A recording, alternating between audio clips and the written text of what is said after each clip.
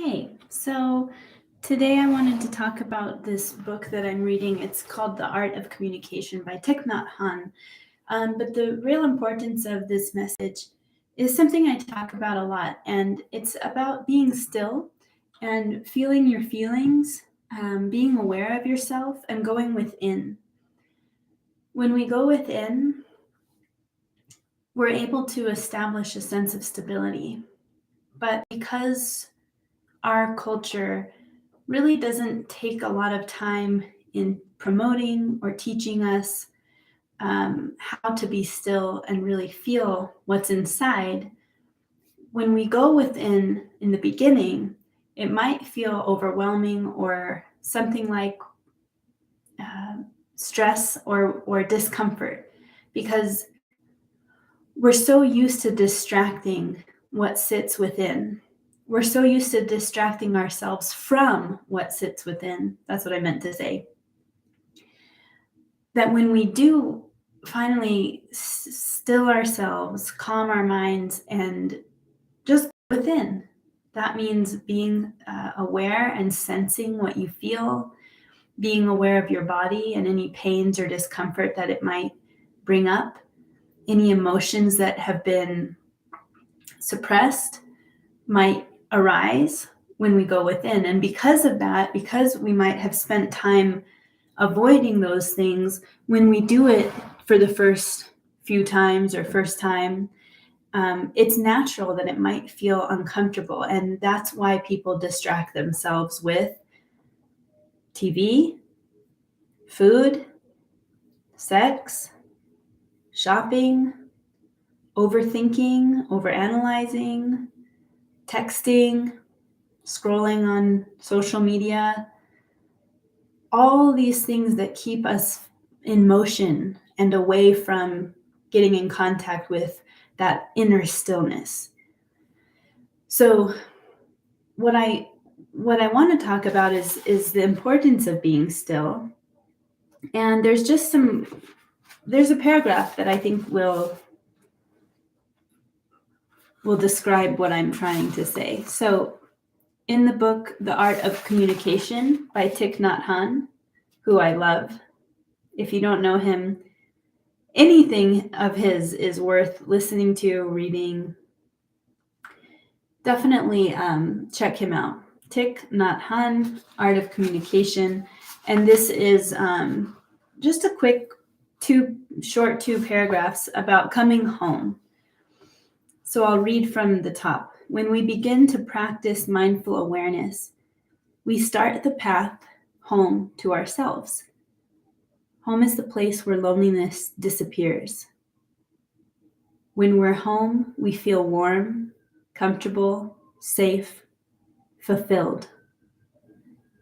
We've gone away from our homes for a long time, and our homes have been neglected. But the path back home is not long. Home is inside us.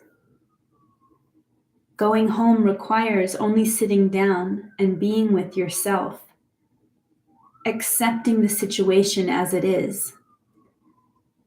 Yes, it might be a mess in there, but we accept it because we know we have left home for a long time. So now we're home.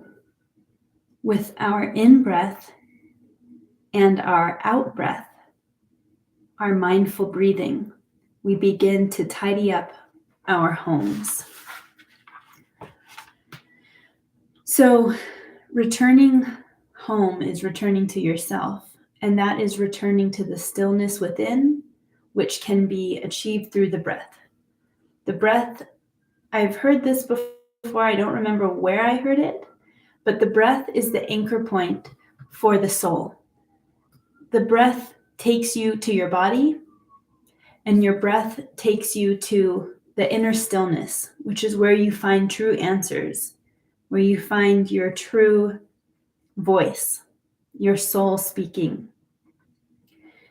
And so this book is all about mindfulness, which is being aware, being still, but using the breath to do that. So I've talked a lot about like the importance of meditation and how breathing is where we begin. But I really also like the practical idea of using the breath as a focus, because I've found, oh, there's a big old fire truck. I've found that people who don't meditate it's stressful for them to sit and try. It's just hard to sit and be with all of that. What do you do? What feels overwhelming? All the things that we've distracted ourselves from are now coming up all at once. I definitely was there, so that's why I say I see that in people, because I recognize that I was there once too. So I love the idea of the in and out breath being something you can focus on, that's cyclical. It has a rhythm, and it's a very same reason why when we go to the waves away, and then it brings nature to, and rivers or streams or the wind, watching the trees. So nature brings us back to that inherent in-out breath that we have within us. But when we're sitting and doing meditation, that in-out is available to us just through our breathing. And it's going to happen naturally. Your breathing happens automatically because your body is designed for it. So it's very cool that it's happening already. Why not use that breath to help your mind focus on one soothing thing? I find that that's a very useful tool to people who might struggle with, what do I think about? What do I do? There's so much coming through at once when I try and do this meditation. Well, just focus on that in out. So there's that practical reason for the in breath and the out breath being your guide to taking you home. But on another level too, or also, I should say, not but, also, regardless of how advanced you are as a meditator or not, the in breath and the out breath is still that anchor point for where your soul can meet you. You can always go to the in out breath, and it's always going to be that useful. So this book is about communication, the art of communication. It's about communication with others and communication with yourself, and how to do that mindfully. And the foundational like point or step is the breath. I'll read a couple other lines. Real freedom only comes when we're able to release our suffering and come home. Real freedom only comes when we're able to release our suffering and come home. So this is like, you know those people that you've seen who are on the outside just have everything going for them, like they have the picture perfect life. Whatever you imagine is a picture perfect life, they have that, but they're still not happy. There's still friction and suffering and fighting, or prolonged sadness, prolonged feelings that are kind of poisoning them inside. Maybe they're bitter, maybe they're resentful, but you always think, there's nothing wrong with your life, really. Like, you have everything. What's missing? And a lot of times that's what's missing. It's that they haven't found themselves. They don't know themselves. They run away from what's inside of them because they're too afraid to go inward. So everything is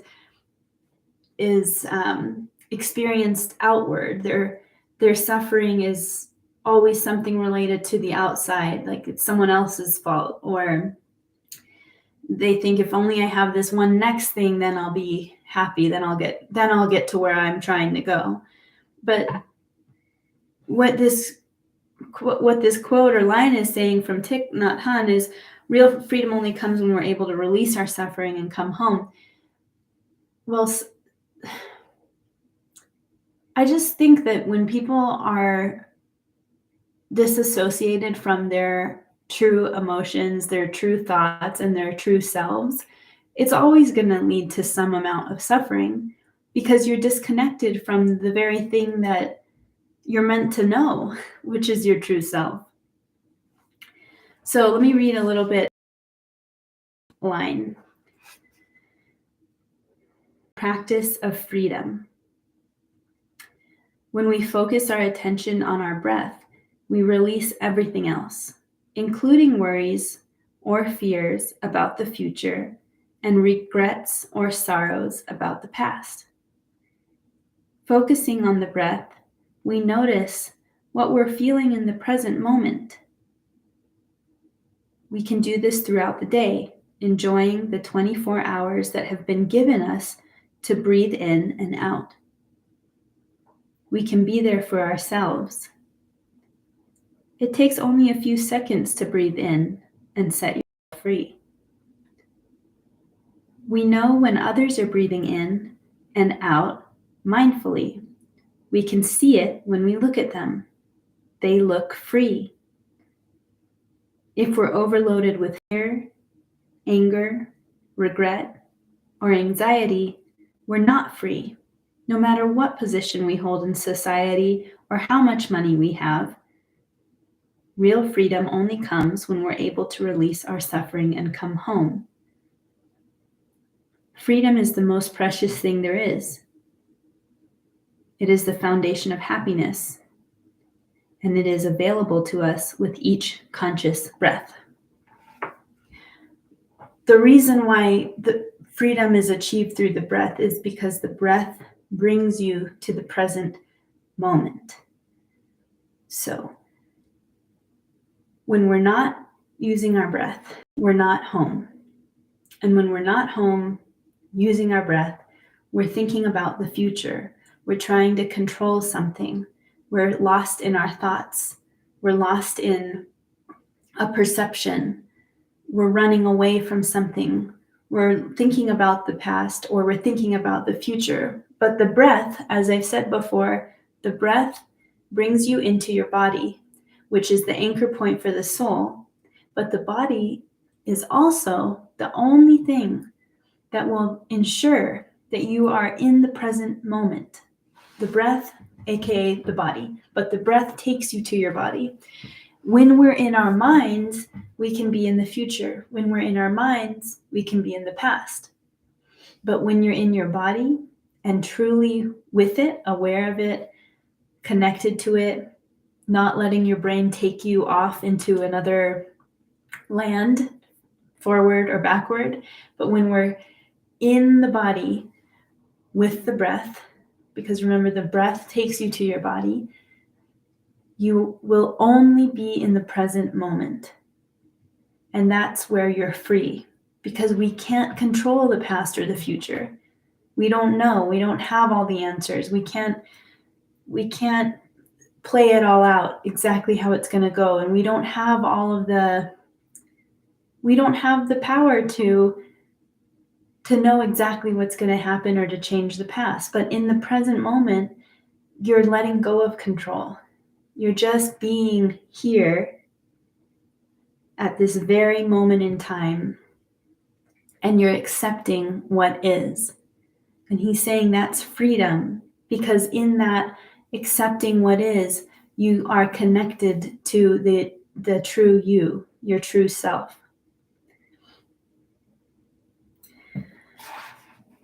I love that. And here's another line, one more line, and then we'll wrap it up for today. Nothing is very important. Non-thinking is a very important practice. Non-thinking. Of course, thinking and talking can be productive too, especially when our minds and feelings are clear. But a lot of our thinking is caught up in dwelling on the past, trying to control the future, generating misperceptions, and worrying about what others are thinking. So how much of our thinking is a waste of energy? Because we can't do anything about the past. So how much of your thinking is about the past, something that's already happened? How much of your thinking is trying to control the future? Well, we all know we can't control absolutely everything about the future. We can plant seeds today that will hopefully blossom or harvest fruit that we want. We can plant seeds today, but we really don't have control if it's absolutely going to happen or work. So how much of your thinking is about future, something you can't really control? And how much of your thinking is about thinking what you know about someone else? Oh, they probably thought this, or oh, this person said this, I think they meant that, or I could tell by the way, or any kind of misperception. How much of our thinking is spent on something that we assume or think is true, but we do not have the evidence or the facts? It's so much of our thinking is a subjective assumption. And then how much of your thinking is worrying about what others are thinking? So all of that thinking space is used up in a useless way. When our thinking and our feelings are not clear, we're wasting that energy. So it's better to practice non-thinking. Have emptiness inside so you can achieve stillness and clarity. Then when you think, your thoughts will be useful. They'll be clear, they'll be focused, they'll be aligned with you, with your inner self. But first we have to wash away and wipe away all of the cluttered thinking and the unclear feelings, and we generate so much useless thoughts and emotions based off of this scattered way of going about life. So the answer is to return to the stillness, return to the breath, experience that inner knowing and clarity. Then when we think and we move through life and we have feelings, they'll be aligned to higher vibrations and much calmer, steadier energy than the chaotic, fear-based energy that's all around us and often inside of us. All right. So today, or tonight, whenever you're watching this video, I hope that you do take some time to be still, to be quiet, and practice the breathing, focusing on the in-out breath, to return yourself home.